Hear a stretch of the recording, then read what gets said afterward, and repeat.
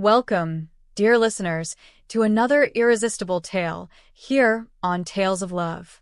If you're new, make sure to hit that subscribe button so you don't miss a single story of passion, desire, and unforgettable romance. Tonight, I bring you a story of longing, temptation, and a secret affair that will leave your heart racing. The title of our story is The Husband's Absence, Passionate Romance, and Secret Affair with an Old Flame, Tales of Love. The summer air was warm, yet inside Emily's chest there was a hollow coldness. Her husband, Captain Daniel Hayes, had been gone for 3 weeks on his military assignment overseas.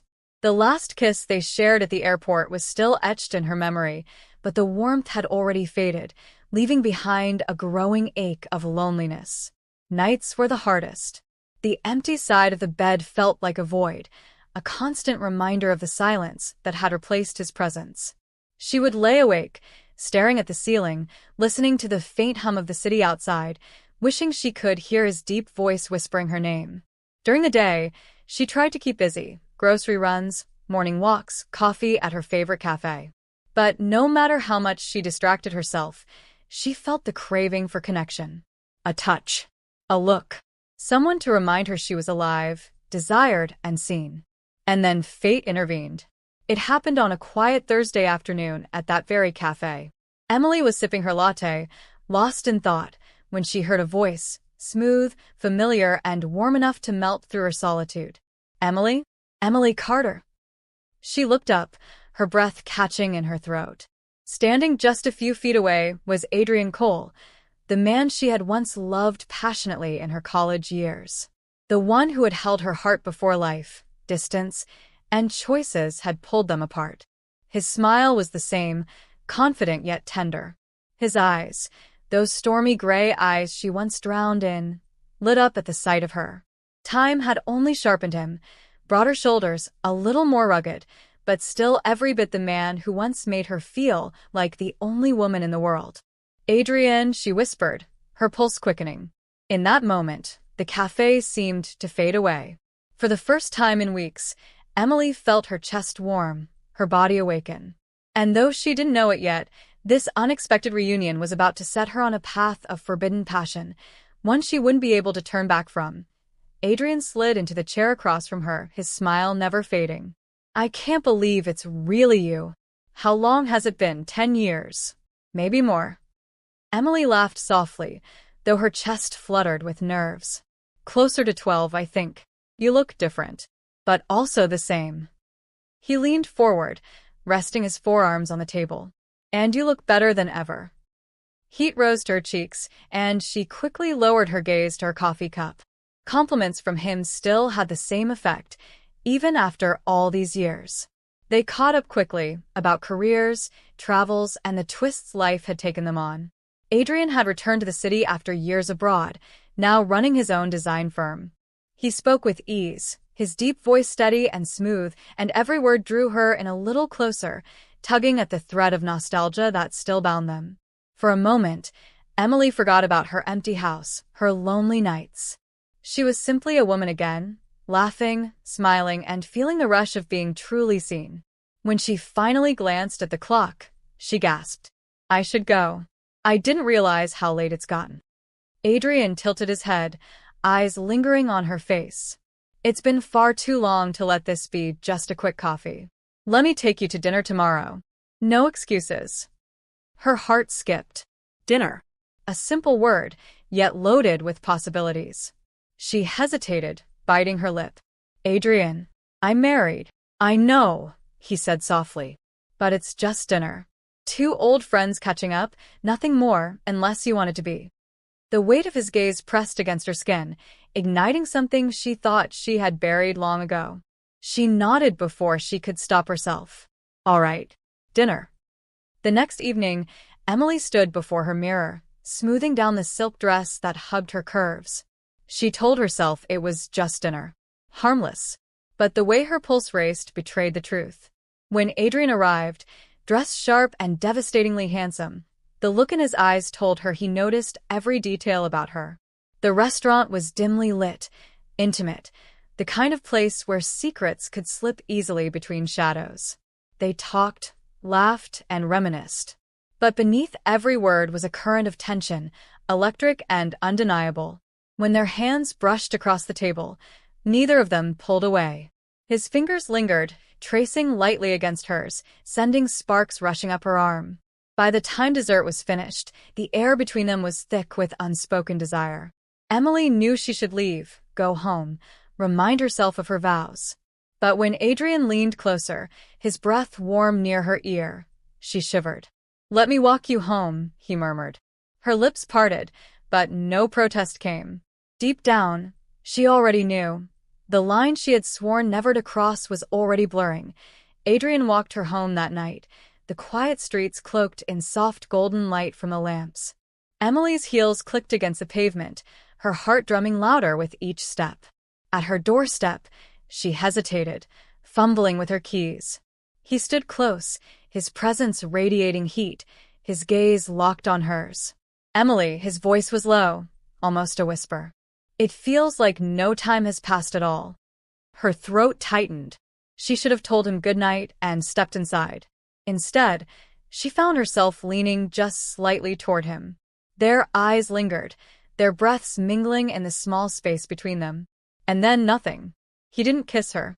He only brushed a thumb across her cheek, a touch so light it burned. "Good night," he murmured, his lips curling into a faint smile before he turned and walked away. Emily stood frozen, her body tingling with a hunger she hadn't felt in years. The following days stretched into a blur of anticipation.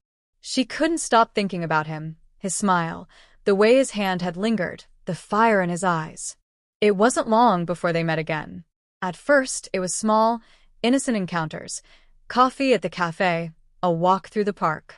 But soon, each meeting carried an undercurrent that left her breathless. One afternoon, they sat on a secluded bench, talking about the years they had lost. Adrian leaned closer, his knee brushing hers. She didn't move away. "I used to dream about you," he confessed, his voice husky. "About the way you laughed, the way you looked at me like I was the only man in the world." Her chest tightened, a dangerous warmth spreading inside her. "Adrian," she whispered, though her voice trembled. His hand found hers, fingers intertwining. The contact sent a shockwave through her, a reminder of how much she had longed to be touched, held, desired. She didn't pull away. Instead, she let her thumb trace over his knuckles, a silent confession of the need that had been building between them. By their third meeting, restraint was thinning to threads. They walked together down a quiet street, and when the sky darkened with the first signs of rain, they ducked into a small, dimly lit bookstore. The scent of old paper wrapped around them, the silence heavy and intimate. Adrian stood close, too close, his shoulder brushing against hers as they browsed the shelves. Emily reached for a book, her hand trembling slightly. He reached too, their fingers colliding, lingering. Neither moved. She looked up. His eyes locked with hers, filled with desire he could no longer hide. The moment stretched, her heart pounding, her lips parting. And then his hand slid gently along her arm, up to her shoulder, a slow caress that made her shiver. "I don't think I can keep pretending," he murmured, his breath hot against her ear. Her body betrayed her with a soft gasp, her eyes fluttering shut. The bookstore around them dissolved into nothing. All that existed was the heat between them. They didn't kiss. Not yet. But the fire was no longer just a spark. It was a flame, hungry and inevitable. The rain had been relentless all evening, turning the streets into glistening mirrors of light. Emily's umbrella had flipped inside out twice, leaving her damp and breathless by the time she reached the quiet little wine bar Adrian had suggested. He was already there, seated in a corner booth, his shirt sleeves rolled up, a glass of deep red in his hand. When he saw her, his eyes lit up with that familiar warmth that made her stomach twist in knots. "You're soaked," he teased softly as she slid into the seat across from him. "I blame you for choosing this place," she laughed, shaking droplets from her hair. The wine arrived, rich and velvety, loosening her chest with every sip.